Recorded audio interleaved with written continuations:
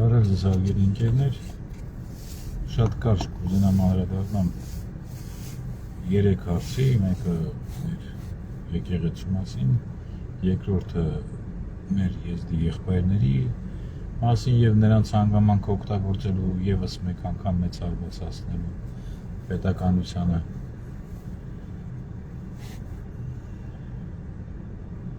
եւ երրորդը հակառուսության այդ հիստերիան, որ հակառուսական հիմա գցել են Հայաստանում, դրա մասին եւ դա կարող է հասնել։ Կաշխատեմ մաքսիմալ կարճ։ Առաջին հերթին եւ եւս մեկ անգամ կրկնեմ, որ այս ընտրությունները, որին երկիրը տանում են, վերջանալու է krախով եւ անցած անգամ ձևավորվեց համաշխարհային չտեսնված քաղաքակրթական բույրոզի դեպքում կապիտուլյանտ եւ դավաճանի հետ քաղաքակրթության պատմության մեջ չլսված մի բան գնացին ընտրության եւ կազմեցին Արցախի գործաման խորհրդարան, այս անգամ ընտրությունները վերջանալու են,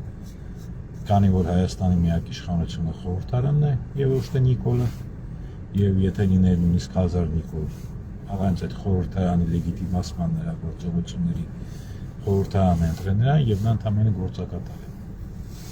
Հնարավոր չէր ոչ մի բան, նույնիսկ այն ահավիրքի 10%-ը հնարավոր չէր, որ վերվեց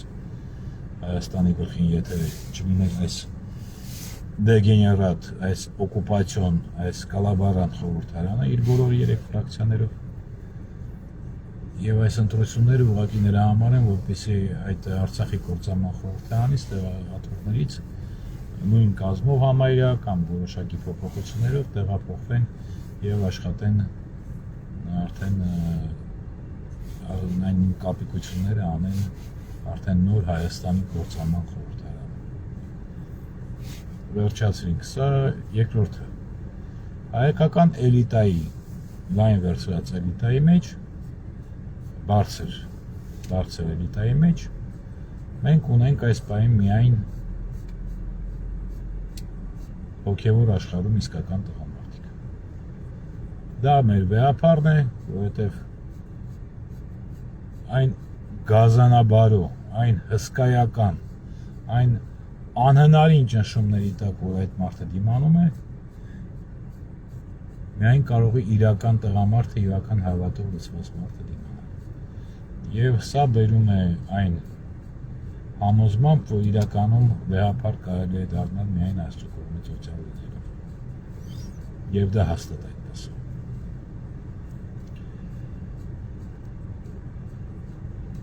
Շնորհակալություն վեհապարին, ուժ լքված բոլորի կողմից համարյա թե վեհապարին, ինչպես մենք տեսնում ենք, հասկանում եք, նույնիսկ ամենաինֆանտիլ, նույնիսկ ամենաիմպոտենտ ընդդիմության դեպքում, եթե այդ ընդդիմություն իրականում դաժե մի թեթև ընդդիմություն լիներ, էլի որ ներ ինֆանտիլ, թույլ, իմպոտենտ, բայց լիներ ընդդիմություն, նման նվեր ինչ որ տվել է, ասենք Նիկոլը, արդեն այդ ընդդիմությունը այս Նիկոլին արդեն 10 անգամ հեռացրած կլներ, իսկ հոգևոր աշխարհի հարձակումից հետո որ 100%։ Դուք հասկանում եք, Հայաստանի թագաժառանգը, Կիլիկիո թագի եւ Փախլավունի իշխանների հետևորդը մտավորականը մեծագույն, Մարգարեն, Միքայել arczepiskopos Աճապայրյանը հիմա զնդանված է Թուրքի հարճի կողմից։ Եվ դա արդեն դառնում է նորմալ, արդեն դրա մասին առանձնապես չներ հիշում։ 10 եպիսկոպոս քրեական գործերի տակը 4-ը ձերբակալված, զնդանված։ Դա անհնարին մի բան է, հասկացեք, դա անհնարին է ամբողջ աշխարհում նման բան չի հնարավոր։ Հիմա ասեն գնան Հռոմի պապին հայոյեն կամ Կիրիլին, Պրետերեին ռուսական հայոյեն կամ դա վերջանա միած սարսափով։ Դա նշանակում է, որ մենք ոչ մի սկզբունք չունենք, ազգային սկզբունքներ, ոչ հոգևոր սկզբունք, սրբությունների նկատմամբ ոչ մի բան չունենք։ Ժողովուրդ ջան, այդպես չի կարելի։ Չի կարելի այդպես։ Մենք խայտարակ ենք եղել ամբողջ աշխարհով, մեկ մեզ նայում են որպես արդեն սկզբից ասենք նայում էին նույնիսկ այն մարդիկ, որոնք որ սիրում են հայերին, սիրել են հայերին, հիմա զզվանքով են նայում։ Կա մի հատ Լև Վերշավին, որը շատ հավաքված մարդ է եւ ամենամեղմ ասենք բնութագիրը տվել է, նա ասում է всё արդեն Հայաստանը կործանվել է։ Կարող է մի փոքր փորի հացով մի փոքր շատ է լցնեմ, բայց всё Հայաստանը արդեն ինքնություն չունի։ Դա ռուս չէ, Եվրոպայում ապրող ուկրաինացի, ուղղակի փիլիսոփա, քաղաքագետ, քաղաքաբան, եւ ասում է, եթե կարողանամ փրկել, դա սփյուռքը կփրկի, բայց այդ հարցում էլ նա շատ խորին երևի սխալվում, քանի որ սփյուռքը առանց Հայաստանի հետ կապի, առանց համակցության ոչ մի բան չի կարող անել, սփյուռքը կլուծարվի կգնա, ինչին եւ հասնում էին թուրքերը։ Օտարազգիները մեկ-մեկ ավելի տպավորիչ եւ ավելի լավ են հասկանում։ Մի հատ երիտասարդ տղա դոկումենտալ ֆիլմ էր անել դեռ մի քանի տարի առաջ, թե ինչ է իրենից ներկայացնում Հայաստանը։ 7 հիմնական Սփյուռքը, Արցախը, քրիստոնեությունը եւ այլն եւ հիմա եթե դուք նայեք, այդ ամեն ինչի վրա են գնում է Արցախում, այսինքն ոչնչացնում են մեզ, ոչնչացնում են, կոտրում են։ Չէ, ծնկի վրա ասում է չլիս կարելը վամայր։ Չի կարելի այսպես։ Հետո վախը սարսափելի բան է։ Հասկանում եմ, որ ձեզ խաբելով, հուսահատեցնելով, ամեն ինչ անելով, փողոցներում քաշ տալով սովորեցրեցին պարտությանը։ Եվ այդ խորհրդանը հենց դրա համար էր, որ դավաճանները կատարեն իրենց գործը, թշնամիները, անդիմադիրները բարի եւ ցար միլիցիա խաղալով սպասարկեն նրանց շահերը, ամեն մի ավիրքից առաջ ձեսանային փողոցներում քաշ տային, հուսահատեցնեին, այն պետք էր ընդամենը մի հատ փոքր հաղթություն, մի փոքր հաղթանակ ապահովել եւ всё վերջացավ։ Նրանք ամեն ինչ արեցին, որ դուք հասկանաք, որ դուք հաղթելու վիճակի չեք, բայց դա այդպես չէ։ Եվ մեր ազգը իրականում այո հիմա սարսափելի խայտարակված, սարսափելի ընկած։ Այն աշճան, որ մենք հիմա տարրականներ ենք, որոնք տեղ են զբաղեցնում եւ փորձման ենթակա են։ Եվ մենք եթե ոտքի չկանգնենք, եթե մենք չապացուցենք, որ մենք մեր ինքնության համար պայքար կարող ենք տանել իրական, մեզ իրականում կոչնչացնեն։ Եվ ճիշտ էլ կանեն։ Մենք քաղաքակրթական խայտարակություն ենք դարձել։ Նման ազգեր կամ չեն եղել մեր նման ամեն սրբություն վաճառող, կամ եթե եղել են, նրանց ուղղակի քաղաքակրթության պատմությունից ջնջել են։ Հիշատակել են ջնջել, որ խայտարակություն չլինի, ինչպես դուք են ալկաշ, մի հատ ամբարոյական, կեղտոտ, ես իմ ինչ ամեն մեկը կունենաք մի հատ հարազատ եւ ձեր կյանքից ջնջում եք։ Եվ ձեր երեխաների հիշատակից եք ձեր ջնջում, որպեսզի դա վաճ չազդի նրանց վրա, ինքնության վրա, ինքնասիրության վրա։ Երկրորդը ինչ որ ես կուզեի ասեի, դա եզդիների հարցն է, մեր եղբայրների հարցը, իմ համար եւ բոլորիս համար, համարյա թե 90%-ի համար, եզդին նույն լեննականցին է, նույն աբարանցին է, նույն երևանցին է, իմ համար դրանք եղբայր ժողովուրդ են, որոշ դեպքերում հիմա էլ ապացուցեցին, որ նրանք ավելի քիչ պատրաստ են վաճառվելու, քան մենք։ Բայց կաղնում արդեն հայտարարում է այդ մարդու իրավունքների պաշտպանը Տիկինը հայտարարում է, որ ասենք եզդի ու թուրք մարդուն անվանելը դա չի կարելի, դա վիրավորանք է, այսինքն Թուրքիային հավասարեցնում են եզդների հետ, հայ եւ վիրավորում եզդիներին եւ ստեղծում օրակարգ, որը վաղը մյուս օր կասեն հիմա եզդին ապրում է Թուրք հետ 300,000 որ պիտի բերենք ձեր մոտ։ Ինչի՞ չպետք է ապրի։ Դուք որ եզդուն հանկարծ վիրավորեք, նրանց էլ կվիրավորեք, ոնց թե դե թուրքը ձեր համար պետք է եզդու նման լինի։ Ու եզդուն քանի որ դուք իրավունք չունեք մի հատ թաթողովա եզդներին դարձնել, եզդին իմ եղբայրներն են։ Իմ դասարանում են եղել եզդների ընկերներս են հիմա եզդիներ։ Հոյակապ մարդիկ, որոնք ապրելով մեր մեջ, չգիտեմ հիմա իրանք իմ համար հայ եզդի տեսակ են։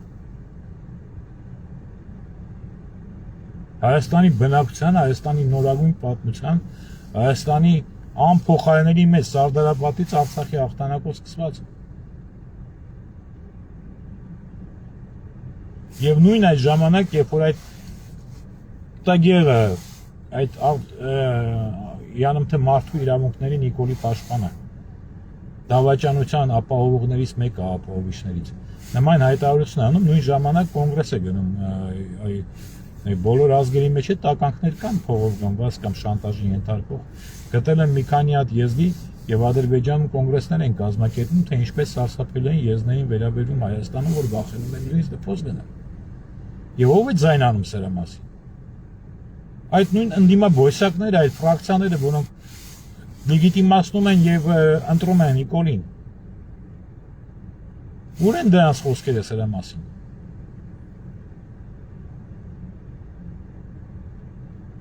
Հետո ուր ենք հասնելու։ Ամեն կողմից հարվածներ, ներսից պայթուններ, հետո ուր եք հասցնելու, արա։ Ընտրության եք գնում։ Ընդունելով, որ Նիկոլը չի կեղծելու ընտրությունները, նշանակում է նույն այդ Քոչարյանը կամ Սերժից, ասենք, 100 անգամ ավելի բարոյական մարդ է։ Իսկ Նիկոլը բարոյական է Քոչարյանից կամ Սերժից։ Ինչ թե ուզեն նկարելու են։ Սամվել Կարապետյանն ու Նարի Կարապետյանը ատղայ այդ իրա։ 33% հաղթել են թողան մեր ընդդիմություն աշխատեղա ջան, եթե նա 33% ունի, եւս 33% նկարելը ընդհանրապես խնդրեմ չի, вообще խնդրեմ չի։ Եթե չուներ նրա համար 65% նկարելը խնդրեմ չի։ Ինչ էլ ուզի կանի, ձեզ էլ կզրկի, ինչ ուզի կանի, ինչ ուզի։ Հաջորդ օրը առավոտյան մի քանի ժամից Ամերիկայից ու Եվրոպայից կսկսեն ասենք շնորհավորել ընտրությունների համար։ Դուք որ այսօր ինքներդ եք բոլորդ ասում ընդդիմություն, որ այդ ճանապարհը տալը Արցախը կործանեց ձայն չանեցիք, հա, իդեպ պարոն Քոչարյան, ասում ես դուք ինչ չեք կարոտել։ Չէ, ձեզ ոչ ոք չի կարոտել։ Կարոտել էին մի մոմենտ։ Տարակ ընտրությունների խայտարակարիք պետությունը։ Ձեր թիմով լեգիտիմացրեցիք, կոնտրեցիք Նիկոլին ու կորակ։ Արցախ ազդեցին չկայիք, բոլոր անգասման էին գալիս ուր են այդ ցմա նախագահները, դուք ցմա նախագահ եք, դուք գիտեք դուք պարտականություններ ունեք։ 4 տարի կորելուց հետո հայտնվել ես։ Երկիրը արդեն կործանված, վերջացված, ասում ես ինչ եք, չէ, քեզ կարոտող չկա։ Այն ժամանակ է քեզ ինչ-որ մի կտոր պայմանավորված ձեները տվել էին մարդիկ, ես անձամբ եմ խնդրել, որ տան խափեցիք, թե փողոցային պայքար կսկսենք ինչ միակընտրություններից, որից հետո ոչ մի փողոցային պայքար չեղավ։ Քեզանից զզվելով մենակ Նիկոլը չլինի ձայն էին տալի։ Լավ է։ Ինչ վերաբերում է հակառուսական հիստերիայի մասին։ Բացում եք մի հատ քարտեզը, նայում ենք որտեղ են գտնվում։ Իրան, Թուրքիա, Ռուսաստան։ Այս կողմից Ադրբեջանը հայի համար ոչ մի բան է, մենք Ադրբեջանը առանց դավաճանների, նույնիսկ մեջքին Թուրքին կանգնած, մենք մեզ ոչ մի բան անել չէր կարող։ Իհարկե մեր զոհերը շատ ավելի են եղել 10,000 համարյա, բայց նրանք ունեցել են 2 անգամից ավելի շատ զոհ։ Եվ եթե չլիներ դավաճանությունը, մենք նրանց տապալած կլինեինք։ Մեր այդ 44 օր մեզ ասում են Սպարտա։ Եվ նույնիսկ այդ պարտությունից հետո մենք նորմալ վիճակում ենք բարոյական։ Եթե այդ անդունդի դիժվասկին, այդ կապիտուլյանտին, այդ փողոցում գծած իշխանությունը մեկը չվերցրեց, հանեցին անդունդի վիժգասկին, չտեսնված հանցագործության կապիտուլյանտ հետ գնացին ընտրությունների կազմակերպված։ Եվ կազմելով միակ իշխանությունը Հայաստանի խորհրդարանը ընտրեցին այդ այլանդակին 5-րդ տարին լեգիտիմացում։ Չգիտեմ մարդել չի իմանում։ Լավ, Ռուսաստանի համար։ Հիմա դուք ունեք Ռուսաստան, որը ունի ընդամենը 150 միլիոն բնակչություն եւ աշխարհի հարստությունների 28%-ը, եւ ունեք Իրան, որը ունի ընդամենը 90 միլիոն բնակչություն, 80 թե 90 միլիոն բնակչություն եւ ունի աշխարհի հարստությունների 12%-ը։ Այսինքն Ռուսաստանը, պիտոմ եթե Պարսկաստանը հարստություն նոր չի կարող գտնել, Ռուսաստանում ինչքան գտել են, ասենք մի 5-6 անգամ էլ դեռ կա։ Այսինքն ունենալով ընդամենը ամբողջ աշխարհի բնակչության 2%-ը Ռուսաստանը ունի ամբողջ աշխարհի հարստության համարյա 30%-ը, նրանք ունենալով 1%-ը 3% ունի բնակչության Ռուսաստանը, պարսիկները ունենալով 1.5% թե ինչքան ունի 12% հարստությունների ամբողջ աշխարհի, դուք գնում եք լավ ապրելու կործանվող Եվրոպայի հետ, որը ունենալով ամբողջ աշխարհի 7% բնակչության, թե 9% չեմ էլ հիշում точно, ունի ամբողջ աշխարհի հարստությունների 3.5%-ը։ Իսկ Ամերիկան ունենալով 5% ունի, ընդամենը 11%, թե 9%, կապ չունի։ Իրեն բավարար է, բայց ինքը ոչ մեկի ոչ մի բան չի կարող։ Գոնե քյարի մարդ եք, գոնե դուք հասկացեք, դուք ունեք երկու մեծ հարևան, տարածաշրջանում երկու գեգեմոն, որը ժամանակավոր ինչքան է թուրանա մեկը Եվրոպա չի, Եվրոպան ապագա չունեցող մի հատ ցավոք սրտի, բայց դա այդպես է։ Որոնք ունեն ամբողջ աշխարհի հարստության 40%-ը դուք ուզում եք գնալ դեպի Եվրոպա, որը կործաման է ենթակա, քանի որ ինքը իրեն ապահովել չի կարող, քանի որ նույնիսկ իր ռեսուրսների իրան բնակչության 1/3-ը ապահովել չի կարող մոտակա 30 տարվա ընթացքում։ Չհաշված որ ռեգիոնալ գեոպոլիտիկ դուք բերում եք թշնամի երկու պետություններին ձեր տարածք, այսինքն ձեր տարածքը դարձնում եք խաղակարդ, դարձնում եք поле битвы суперդержավ։ Եվ նրանց սպարսիկների հետ, նաև ռուսների հետ ունեք գոնե բարոյական եւ կուլտուրնի наследие։ Ձեզ համարում եք եվրոպացի, Եվրոպան ինչ է, Եվրոպան այս ցույց տվեցին այս Էփշտեյնի ցուցակները, ինչ է Եվրոպան, ինչ է դառնում ցավոք սրտի։ Եվ Եվրոպա ասելով դուք ինչ եք հասկանում, երբ որ դուք արդեն սկսել եք ապրել ֆանտաստիկ բրազիլական եւ թուրքական սերիալների կյանքով։ Ուր եք գնում ժողովուրդ ջան, ուր ենք ասել 70%-անոց երիտասարդության մեջ կամ նարկոման կամ նարկոտիկ օգտագործող ամբողջ ազգա բնակչությանը նստածել է խաղերի վրա,